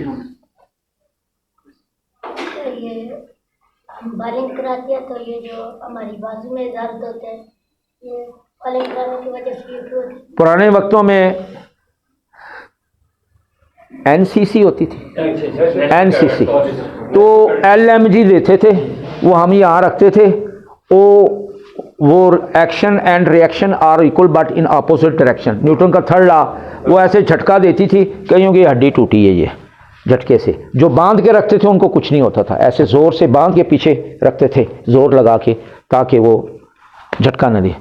तो बेटा ये जो बॉलिंग कराते हैं, ये बॉल एंड सॉकेट शोल्डर है ये वाला, यानी बॉल एंड सॉकेट, एक बॉल बनी हुई है, एक उसकी सॉकेट बनी हुई है, ये 360 जाविये पे घूमता है। तो इसकी लुब्रिकेशन कम हो जाती है पानी कम पीने से, जोड़ों के अंदर डेजिकेशन आ जाती है, खुश्की आ जाती है। तो इसके लिए आप पानी की मिकदार अपने वेट के मुताबिक, सादा सा फार्मूला है, कोई लंबा चौड़ा फार्मूला, अक्सर मैं कहा करता हूँ कि जितना वेट है उसको 30 पे डिवाइड कर दो यार, लंबी चौड़ी की बात ही नहीं है। 100 किलो वेट है, उसको 30 पे डिवाइड करिए, 3.3 जवाब आ गया, यानी 3.3 लीटर पानी है। 1 लीटर में 4 गिलास होते हैं, तो आपने 4 दिए 12 और 2 14 गिलास पानी पीना है। आपका जितना वेट है पानी की मिकदार उतनी रखें, ठीक है ना। इसको लुब्रे 24 घंटे में, यानी सुबह फजर से लेकर मगरब से पहले कोशिश करें मगरब के बाद पानी ना पिएं। उसकी वजह आपका स्लीप साइकिल जो है ना, नींद का साइकिल, वो चेंज हो जाएगा। रात को 1 बजे उठ के पेशाब किया, जब आप बिस्तरे पे आए फिर करवट है, ये 1 घंटा बदलते रहेंगे। थोड़ा सा बच्चों को इसकी चीज़ के ऊपर रोशनी डालें कि हमारा इम्यूनिटी सिस्टम क्यों कमज़ोर हो चुका है जी, इसलिए हमने देसी खुराकें वो खाना छोड़ दी जी। बच्चों की प्रॉब्लम वाला नूडल्स, चिप्स, स्पैगेटीज, मकरोनी, जी, जंक फूड, इसके साथ बच्चों को इस चीज़ की तरबियत दी जाए कि भाई वो अपने घरों में, उनके वालिदैन को चाहिए कि जब बच्चे को आप शुरू से गुड्डी उस चीज़ की देंगी ना, तो फिर बच्चा उसी चीज़ के ऊपर आदी हो जाएगा। हमारी माएँ हमारे बच्चों को घर में वो जो असली फूड थे, जो सब कहते हैं ना कि भाई घी के बारे में कहते थे, ये कुछ करे घ्यो ना माँ करे ना प्यो। तो मकसद कहने के ये बच्चे आजकल वो इस्तेमाल ही नहीं करते। ये क्या जी, नूडल्स, माँ बाप अगर मना नहीं करते हैं तो बाहर जाके खा लेते हैं, अगर बाप मना करते हैं तो माँ छुपा के बच्चों को खिला देती है। तो वो हम अपने बच्चों के साथ कुछ ज्यादती कर रहे हैं। तो ये बच्चों को कम से कम इस चीज़ के ऊपर करें कि भाई अपने घरों में अपनी खुराक को सादा खुराक में रखें। माँ को बोले मक्खन ला के दो, घी ला के दो, अच्छी जगह से ढूंढ के ला के दो, दूध पिए, ये नहीं पीते, इनको बू आती है। घी, हमारे बच्चे जो है ना घर में जब हम घी खा रहे होते कहते हैं बाबा हमें बू आती है इसकी। तो हम कहते हैं आपको क्या पता है, हमने अगर आज 60 साल में भी हम फिट हैं तो वो इसलिए कि हमने देसी खुराकें खाई हुई हैं। तो काइंडली बच्चों को चाहिए कि भाई आप ये इसके ऊपर थोड़ा सा जोर। सर मैं एक इसी बात, आपकी जो बात है ना, इसकी एक मिसाल ये देता हूँ। अक्सर मेरे हर घर में, मेरे घर में भी है, तो मेरे घर में जितने आप जितने भी गायनाकोलॉजिस्ट हैं, क्योंकि मेरी तो इनसे सिटिंग रहती है फीमेल्स के साथ, तो सब रोती हैं, कहती हैं हमने कहा कि आप ब्रेस्ट फीडिंग करें बच्चों को, तो 90% इस टाइम माएँ, 100 बच्चे दुनिया में आते हैं, 90 की माएँ अपना दूध नहीं पिलाती। कहती हैं दूध आता नहीं है, दूध आता ही नहीं है छाती से, और दूध डब्बे का। तो बचपन ही से जिस बच्चे को दूध नहीं पिलाया जाएगा, 1000 में से एक बच्चा, मैं टेक्निकल एक बात बता दूं, दुनिया में 1000 में से एक बच्चा ऐसा पैदा होता है जो दूध नहीं पी सकता। लैक्टोजन फ्री उसको दूध दिया जाता है, आयरन फ्री उसको दूध दिया जाता है, तब जाके, क्योंकि वो दूध को हजम ही नहीं कर सकता, उसके अंदर जो लैक्टोलेज एंजाइम है, जो बैक्टीरिया लैक्टोबैसिलस बैक्टीरिया प्रोड्यूस करता है, वो माँ के पेट से ही नहीं पैदा होता, तो इसलिए वो दूध पी नहीं सकता। चलो उसकी तो वो मजबूरी हुई, बाकी जो 90% माएँ आजकल दूध नहीं पिला रही, तो क्या फ़ायदा। तो बच्चे में ताकत कहाँ से आएगी, जब वो शुरू ही से, जिस दिन उसने आंख खोली दुनिया में, वो दुनिया में आया, उसको डब्बे के दूध पे लगा दिया, तो फिर वो क्या बनेगा। इमाम मालिक रहमतुल्लाह अलैह फरमाते हैं कि माएँ 2.5 साल तक, ये अल्लाह का हुक्म है, ये शरीयत है, ये दीन है हमारा, कि 2.5 साल। इमाम बुखारी रहमतुल्लाह अलैह फरमाते हैं कि 2 साल कम अज़ कम बच्चे को दूध पिलाया जाए। और जिन्होंने 2.5 साल का दूध पिया है वो बच्चे मेरे सामने हैं। मेरा एक छोटा बेटा है, वो कद में भी माशाल्लाह, सेहत में भी आगे। जिन्होंने 2-2 साल का पिया है वो ज़रा पीछे हैं उससे, उसकी एक्टिविटी ज़्यादा है, फिज़िकल एक्टिविटी उसकी ज़्यादा है। तो ये जो चीज़ें हैं ये माँ के दूध में ही DNA में ट्रांसफ़र हो जाती हैं, वो ताकत। तो फिर आपकी भी नदीम साहब बात सही है कि मौसमी फल ना छोड़ें। अल्लाह पाक ने 4 मौसम रखे हैं, चारों मौसमों में 3-3 महीने के फ्रूट आते हैं। लोकाट है 3 महीने के लिए आती है, आम है 4 महीने के लिए आते हैं, उसके बाद गायब हो जाते हैं। केला है जो सारा साल रहता है, सेब जो है सारा साल रहता है, अंगूर है 3-4 महीने के लिए आते हैं, उसके बाद गायब हो जाती हैं। ये मौसमी फल जो है ना, इनमें सारे विटामिन हैं, इनको ना छोड़ें। बल्कि मैंने एक जगह एक बुज़ुर्ग को, मिस्र के हैं, उनको मैंने कहते हुए सुना है कि बेटा कुरान में एक दफ़ा जिक्र आया है 3 का, वत्तईनी वज़ैतून, जैतून का 7 दफ़ा जिक्र आया है। 7 दाने तुम जैतून के ले लिया करो और एक दाना इंजीर का ले लिया करो। ये रेशो कुरान ने हमें बताई है, इस रेशो से लोगे कभी तुम बूढ़े नहीं होगे। मैं कोशिश करता हूं ये चीज़ें लेने की, एक दाना अंजीर का और 7 दाने, अगर मुझे वो जैतून का फल ना मिले, इधर ना वो बॉटलों में मिलता है सुपर मार्केट्स में, अगर वो ना मिले तो मैं क्या करता हूँ, 1 चम्मच जैतून का ले लेता हूँ, ऑयल का, ऑलिव ऑयल, डबल रिफाइंड आता है, पानी की तरह पतला होता है, बेबू होता है, ऑर्डरलेस होता है। तो आप कभी बूढ़े नहीं होंगे, आपके जॉइंट भी ठीक रहेंगे, आप पे हशाशी बिशाशी भी रहेगी। ये सादा सा फार्मूला है। जितने भी फल हैं, जितने का जिक्र कुरान पाक में है, मत छोड़ो यार, मत छोड़ो। खा वो कैंसर का मरीज है उसको भी दो, कुछ नहीं होगा। खा वो शुगर का मरीज है जिसका कुरान में जिक्र आया है, कुछ नहीं होता। जी नेक्स्ट। सारे लॉन्ग रनिंग का नुकसान तो नहीं होता कुछ? क्या लॉन्ग रनिंग जो की जाती है, मैराथन कितने किलोमीटर होती है? 80 किलोमीटर। Full marathon 42 kilometre. देखें मेरी बात सुने, हर एक का अलग अलग स्टेमिना है, इसके मिथ्स हैं, टेक्निक्स हैं। मैं पहले भी कमरे में उधर बता रहा था कि अल्लाह ने पाँव के अंदर फुट पैड रखे हैं 2। अब फुट पैड कहाँ है, मैंने वो जुराबे भी उतारूँ आपको बता दूंगा कि फुट पैड कहाँ है। उन फुट पैड में अल्लाह ने लंग्स के साथ ताल्लुक़ रखा है। अगर आप ज़मीन पर वो फुट पैड को पुश करेंगे आपके लंग्स खुल जाएंगे। जब आपके लंग्स खुले जाएंगे तो 42 किलोमीटर क्या है, आप 80 किलोमीटर चल सकते हैं। 80 किलोमीटर चलने वाले हमारे PRR में लोग हैं एक दिन में। पहले हमारा जो स्टेमिना था ना सर, वो लूज हो गया था। लूज क्यों हुआ? आप अपनी डाइट का ख्याल रखें, आप अपनी न्यूट्रिशन का ख्याल रखें, आप अपनी प्रैक्टिस को ना छोड़ें। देखें ना, अब 6 महीने बाद की मैराथन आई है, 6 महीने बाद आप बिस्तरे से निकल के मैराथन करनी शुरू कर दें, ये तो नहीं होगा। आपको रोजाना दौड़ना पड़ेगा। Practice main a man perfect, समझ आए? प्रैक्टिस को ना 5 किलोमीटर डेली कर लें, ज़्यादा नहीं। लेकिन सर वो हमने जो जब किया ना लॉन्ग रनिंग, जी, हमारा जो पहले 5 किलोमीटर का सर जो टाइम आता था 17 में, ठीक है। फिर हमने जो लॉन्ग रनिंग के बाद जो किए फिर हमारा टाइम बढ़ गया, 20 अच्छा, मिनट हो गया था। ठीक है। वो स्टेमिना है, वो लंग्स हार्ट इन दोनों को लेके चलना होता है। जो भी गेम है उसमें लंग्स का रोल होता है और हार्ट का रोल होता है। हार्ट की जो PQRST वेव है ना, उसको आपने एडजस्ट करना होता है साइंटिफिकली। इनके क्वेश्चन को अगर मैं देखूं कि जो हम स्टैटिस्टिक्स देखते हैं एथलीट्स की, कि जो 200 मीटर 400 मीटर या 1 किलोमीटर तक के भागने वाले हैं, उनके नामों के साथ हमें 5 किलोमीटर 10 किलोमीटर या लॉन्ग रनिंग नहीं मिलती। वो जो लंबी रेस वाले हैं वो स्प्रिंट में नहीं होते। तो ये कोई ऐसा रनर हमें वैसे नज़र भी नहीं आता वर्ल्ड लेवल पे भी, नेशनल लेवल पे भी, जो इस लेवल पे भी रनिंग करता हो और लॉन्ग रनिंग भी करता हो, या हैं ऐसी एग्जाम्पल्स, या क्या वजह है इसकी? इसकी वजह यह है आदत, एडजस्टमेंट, बॉडी एडजस्टमेंट। आप बॉडी को जिस वॉल्यूम पे एडजस्ट करेंगे ये हो जाती है।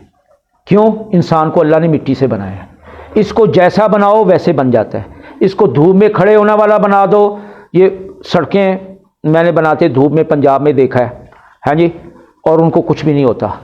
आप ये ट्रक सीमेंट का उतारते हैं ना, तो उसमें एक दुबला पतला सा लड़का खड़ा होगा, वो 50 किलो की बोरी ऐसे उठाता है जैसे कोई शापर उठा रहा हो 1 किलो का। यार कुछ भी नहीं होता, पूरे ट्रक को खाली करता है। वो नीचे 3-4 होते हैं, ऊपर वाला 1 होता है। आप देखें ये क्या है? प्रैक्टिस है और कुछ नहीं है। आप बॉडी को जिस तरह ढालेंगे ये ढल जाएगी, क्योंकि ये मिट्टी से बना है। इंसान किससे बना है? अल्लाह ने मिट्टी से बनाया है। इसको आराम तलब AC वाला करोगे, आज AC में रहने वाला बन जाएगा। अब मुझे पंजाब में, मैं पंजाब की मिट्टी हूँ, पंजाब में भला पड़ा हूँ, पंजाब में ही मैं सब कुछ कहा हूँ। अब मुझसे वहाँ की गर्मी बर्दाश्त नहीं होती, गर्मी में मैं जाता ही नहीं हूँ। और जिस बस में जाता हूँ कोशिश होती है इसी बस में वापस आ जाऊँ, कोशिश करता हूँ टेलीफोन पे काम हो जाए। इसलिए आप इसको बनाएं, इसको गूंदें, ये गूंदा जाएगा। अच्छा ऐसे ना करें, आप ऐसे करें जहाँ मिट्टी के बर्तन बनते हैं ना वहाँ चले जाएं। वो एक पेड़ा लेगा, कभी उसकी चमचा बना देगा, कभी उसकी प्लेट बना देगा उसी मिट्टी से, कभी उसका देगची बना देगा।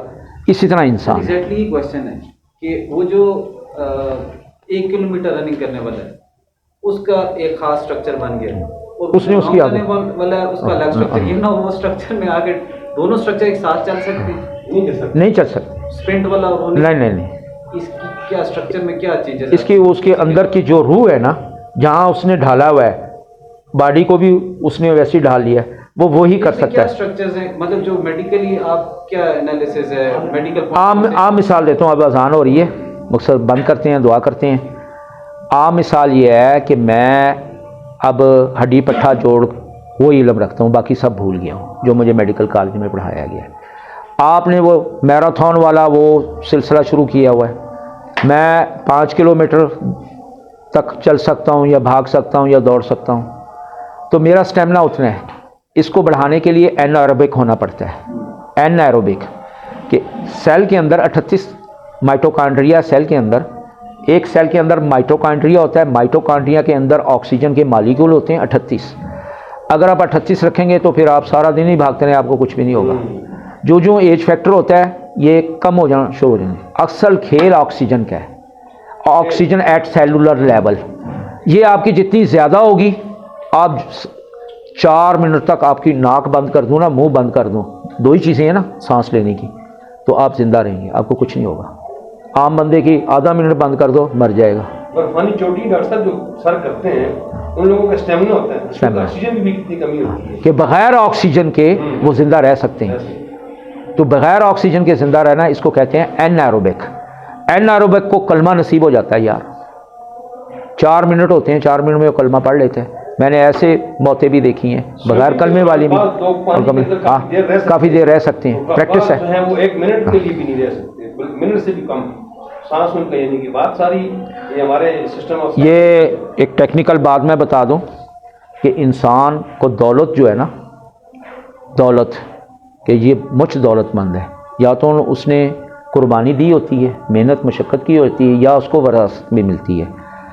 लेकिन अगर दुनिया में अपनी पहचान बनानी है, डॉक्टर की, इंजीनियर की, पायलट की, जर्नैल की, आईजी की, तो ये पहचान अपने दम पर बनती है, अपने दम पर बनती है, अपनी कोशिश से बनती है। कोई किसी को जर्नैल नहीं बना सकता। ये बच्चों याद रखो, मेहनत होगी आपकी। हाँ सर, ये मेरा स्किल के बारे में बात की थी जी। 12 साल की एज तक कोई स्किल जो है वो डेवलप कर देनी चाहिए बच्चों को, तो वो कुछ थोड़ा सा उससे डिटेल में गाइड करते बच्चों को कि किस तरह। बच्चे है ही नहीं कि केवल 2 बच्चे बैठे हैं, तो ये स्किल जो है ना, स्किल से क्या होगा? पैसा कमाना 12 साल से शुरू कर दें। इंसान मैक्सिमम 40 साल तक कमा सकता है। 40 साल के बाद उसका ग्राफ जो है ना सेहत का गिरना शुरू हो जाता है। जो करना है, जो इकट्ठा करना है, जो लुटमार करनी है, जो मेहनत करनी है, जो कोशिश करनी है, 40 साल तक। 40 साल के बाद कुछ नहीं होता, जुड़ता नहीं है। 50 साल तक मैं बच्चों की परवरिश करता रहा, माल खर्च करता रहा, खून पसीना बहाता रहा बाहर के मुल्कों में, पाकिस्तान में। अब 50 साल के बाद मुझे रिलैक्सेशन मिलना शुरू होगी जब वो यूनिवर्सिटियों से फारग हो गए।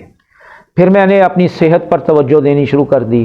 फिर उसके बाद मैंने कहा कि ये काफ़ी नहीं है कि मैं सिर्फ़ अपने लिए करूं। फिर मैंने दुआ मांगी, या अल्लाह इन हाथों से वो काम ले जो तेरी रज़ा के लिए हों, जिससे तू खुश हो जाए। तो पैगाम मिला कि मेरी मखलूक को खुश करो, मेरी मखलूक खुश होगी, मैं खुश हो जाऊंगा। मैंने फिर कोशिश शुरू कर दी, जो मेरे पास था मैंने लुटाना शुरू कर दिया। लुटाना तो नहीं, अल्लाह के रास्ते में खर्च करना शुरू कर दिया। तो मुझे इतनी राहत मिलती है कि मेरे साथ के इस टाइम नादरा बता रही है कि जब डॉक्टर साहब आप पैदा हुए तो आप में से 94 आदमी दुनिया से चले गए हैं, आप सिर्फ 6 बाकी हैं। ये नादरा की रिपोर्ट है जब मेरी पैदाइश हुई। जी मेरा आपसे ये क्वेश्चन है, हम ये जब धूप में हम खेलते तो हमें कहते हैं कि आप क्यों धूप में खेलते हैं, आप इससे आपका कलर ब्लैक हो जाता है, तो हम विटामिन डी हम फिर कैसे हासिल कर सकते हैं? वेरी गुड क्वेश्चन, ये टेक्निकल क्वेश्चन। विटामिन डी जब बेटा सूरज निकल रहा हो तो आप धूप में 15 मिनट, आधा घंटा बैठ सकते हैं, क्योंकि उसमें अल्ट्रा वायलेट रेज नहीं होती जो स्किन कैंसर पैदा करती हैं। जब आप 10 बजते हैं, आप धूप से किनारा कशी करें कि उसमें अल्ट्रावायलेट रेज़ की कंसंट्रेशन ज़्यादा हो जाती है। जो ओजोन लेयर अल्लाह ने बनाई है जिससे वो फिल्टर होके आती हैं, उसकी कंसंट्रेशन बढ़ जाती है, क्योंकि धूप तपना शुरू हो जाता है 10 बजे के बाद, तो उसकी जो कंसंट्रेशन है वो ओजोन लेयर को भी नहीं कुछ समझती। फिर वो जो ही हमारी स्किन लगती है तो इसमें जो सेल्स हैं उसमें से कुछ हार्मोन्स निकलता है जो हमारी स्किन को, खा वो चेहरे की है, खा वो बाजू की है, खा वो टांगों की है, जो हिस्सा हमारा नंगा होगा, नेकड होगा, सूरज के सामने होगा, वो हार्मोन उसको ब्लैक करना शुरू कर देगा। वो हार्मोन जो है मेलाटोनिन, वो ब्लैक करना शुरू कर देगा। जो ही सूरज गरूब होता है मेलाटोनिन निकलना शुरू हो जाता है, इससे हमें नींद आनी शुरू हो जाती है, ब्लड प्रेशर हमारा लो होना शुरू हो जाता है, फिर हमें नींद आ जाती है। जो ही सूरज तलू होता है, हर इंसान का दुनिया में ब्लड प्रेशर बढ़ना शुरू हो जाता है, तेज़ होना शुरू हो जाता है। 100 पे था सुबह जब वो उठा बिस्तरे से, जो ही सूरज निकलता है वो 110 पे 120 पे आ जाता है ब्लड प्रेशर। और वो क्योंकि अल्लाह खुद फरमाते हैं कुरान पाक में कि मैंने रात बनाई है सोने के लिए, दिन बनाया है मुशक्क़त और मेहनत के लिए, रोज़ी के लिए। तो इसलिए धूप में दोपहर को आपने नहीं निकलना। मैं जब छोटा सा था मुझे पतंगबाजी का बड़ा शौक़ था, पंजाब में पतंगबाजी बहुत चलती है, तो मैंने फिर वो रंग मेरा बड़ा सफ़ेद हो, जब नीचे आता था माँ को पता चल जाता था, छत पे गया और इसने पतंग उड़ाए हैं, जो कान पकड़ा के फेंटी लगती थी। हमने मारे खाई हैं, माँ की भी खाई है, बाप की भी खाई है, तब ये इस मंजिल को यहाँ पहुँचे हैं। जी मेरा आपसे ये क्वेश्चन है कि पेप्सी और कोका कोला जैसे जंक फूड आइटम्स में कौन से केमिकल्स होते हैं और उनके क्या इफेक्ट्स होते हैं हमारी बॉडी पे? ये इसमें फास्फेट होता है, फास्फोरिक एसिड होता है। आप पेप्सी की एक बोतल ले लें, उसमें किसी जानवर की हड्डी रख दें, छोटी सी हड्डी रख दें, 3 दिन के बाद वो पाउडर बन जाएगी। तो हमारे साथ ये क्या करती होगी अंदर जाके, हमारी हड्डियों को भी तो पाउडर बनाती होगी। तो आप समझदार आगे जवाब मिल गया या और बताऊं?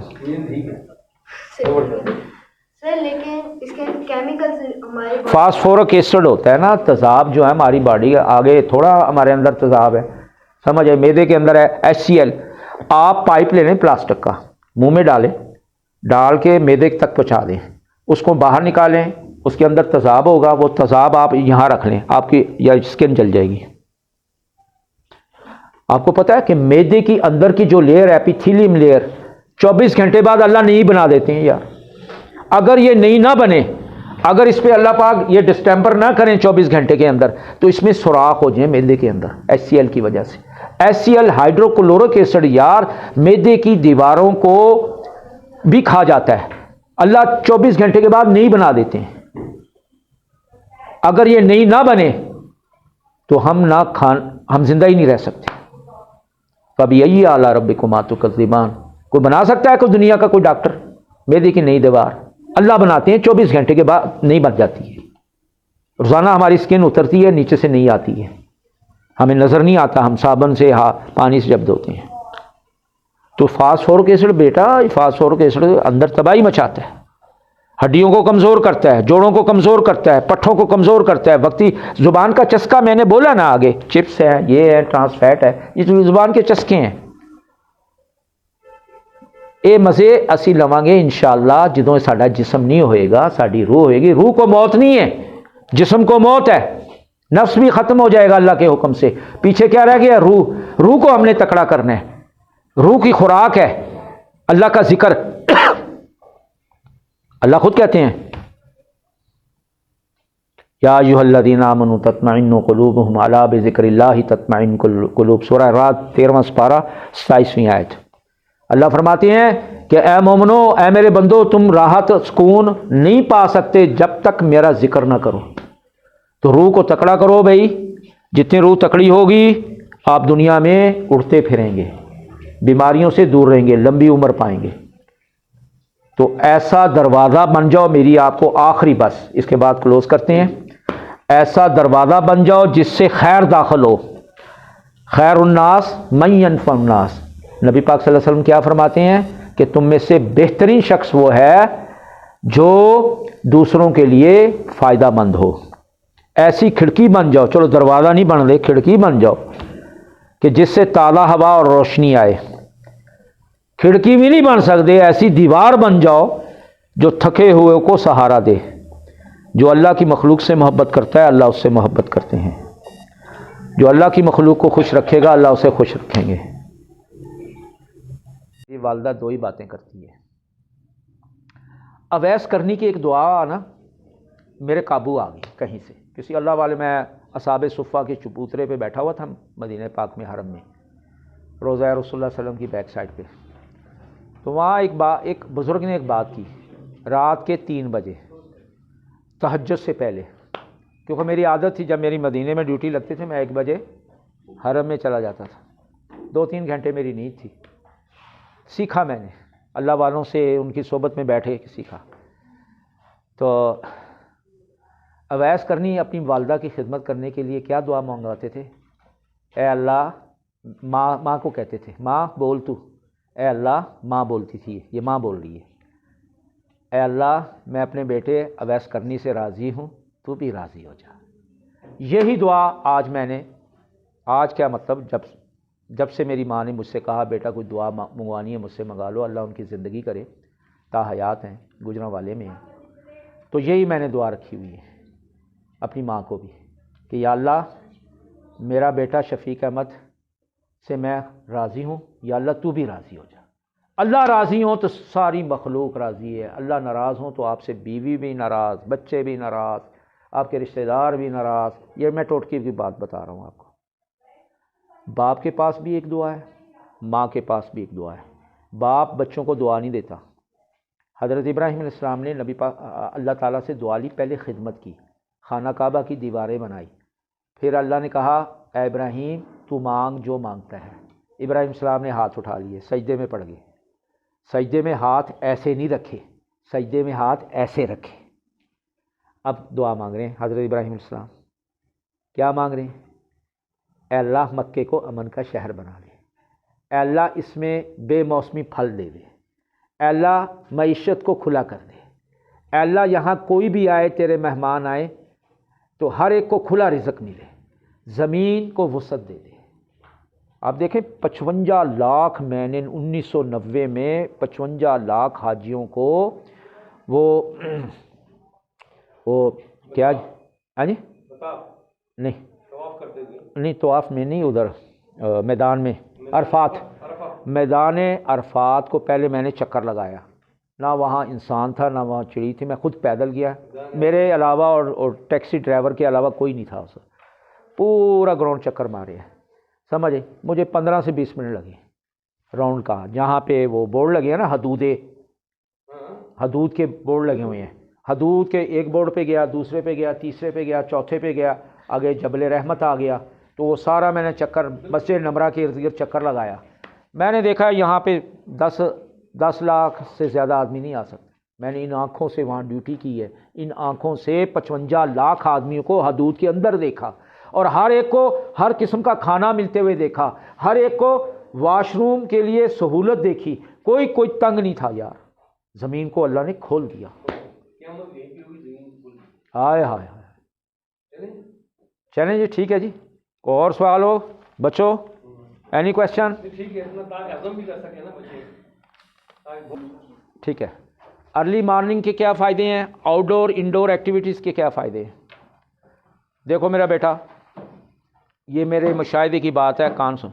जितने भी इंडोर आप एक्टिविटीज़ करते हैं, फ़िज़िकल गेम खेलते हैं, जिम करते हैं, उसका फ़ायदा ज़ीरो लेवल है। आज तक किसी मरीज़ को मैंने रिहेबिलिटेट होते नहीं देखा, सेहतमंद उस बीमारी से निकल, जिसने बंद कमरे में जिम की है, घर में की है या जिम जाके की है, मैंने उसका जिस्म ठीक होते हुए नहीं देखा। ये पक्की बात है। पैसा ज़ाया हुआ है उसका, पैसा उसका ज़ाया हुआ है। आउटडोर किसी ने वॉक ही की है ना, वॉक भी नहीं की यार, जाके पार्क किसी बगीचे में किसी पहाड़ी पे सिर्फ बैठ के है, लंबे और गहरे सांस लिए हैं, मैंने उसको सेहतमंद देखा है। ये फ़र्क मैंने देखा है, ठीक है ना। इससे आगे नहीं मैं जाता। और जल्दी सोना और जल्दी उठना। दूसरा क्वेश्चन, दूसरा क्वेश्चन, जल्दी उठना और जल्दी सोने के फ़ायदे। मैं सऊदी अरब में हूँ, मैं किसी और मुल्क में हूँ, मैं लाहौर में हूँ, मैं एबटाबाद में हूँ, अल्हम्दुलिल्लाह मुझे ज़मीन उठा देती है 3 बजे। मेरा क्लॉक सेट हो गया है, मुआहिदा हो गया मेरा ज़मीन के साथ। 10 बजे मैं सो जाता हूँ, कट ऑफ हो जाता हूँ दुनिया से, सुबह 3 बजे उठ जाता हूँ अल्हम्दुलिल्लाह। उसका फ़ायदा क्या है? उसका फ़ायदा ये है कि अल्लाह ने मुझे ड्रग फ्री कर दिया है, अल्लाह ने मुझे ड्रग फ्री कर दिया है।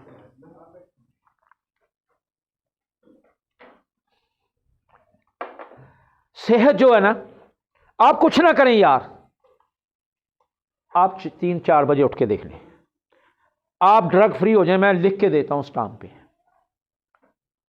तहज्जुद से पहले उठ जाएं। कसम वाली बात है, आप किसी डॉक्टर के पास नहीं जाएंगे, किसी फार्मेसी पे दवाई लेने नहीं जाएंगे, अपने लिए आजमा के देख लें। आपका रिज़्क खुला रहेगा, आपकी पैसों से जेब भरी रहेगी, आपकी मईशत की तंगी नहीं होगी सुबह उठने वाले के लिए।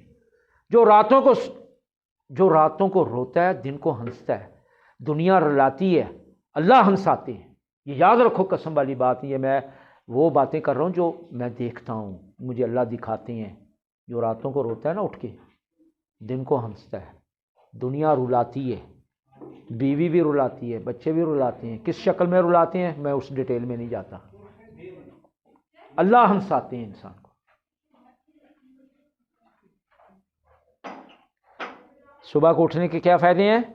आपकी माइशत तंग नहीं होगी, आप बीमार नहीं होंगे, आप किसी हॉस्पिटल में दाखिल नहीं होंगे। सुबह को तहज्जुद से पहले जो उठता है, इम्तिहान के दोनों बच्चे के साथ जल्दी सो जाएं, सुबह जल्दी उठ जाएं, नमाज से पहले उठ के जो उन्होंने याद किया है, जो तैयारी की है ना जी, वो इतनी अच्छी हो जाएगी। मेमोरी तेज़ होती है ना, जब उठता है ना तो मेमोरी के जो केमिकल्स हैं ना ब्रेन के अंदर, वो कंसंट्रेट होके उस हायर कंसंट्रेशन की तरफ होते हैं, यानी तादाद में ज़्यादा होते हैं। और एक नुस्खा और बता दूँ, सुबह उठ के आपने गले की बलगम को बाहर नहीं फेंकना। जो नॉर्मल है ना, जिसको खांसी नहीं है, जिसको रेशा नहीं है, जिसको ज़ुकाम नहीं है, जिसको बुखार नहीं है, वो जो बलगम करके निकालते हैं वो एंजाइम होते हैं। ये एपिग्लॉटिस के पास ऐसे कर्व सी है, 2 चम्मच पड़े होते हैं। वो एंजाइम सारा दिन 8 घंटे 3 नाश्तों के लिए, सुबह का नाश्ता, दोपहर का खाना, रात के खाने के लिए वो काफ़ी होते हैं 2 चम्मच। वो डाइजेस्टिव, उनको ज़ाया नहीं करना। ये नई साइंस की ये रिसर्च है।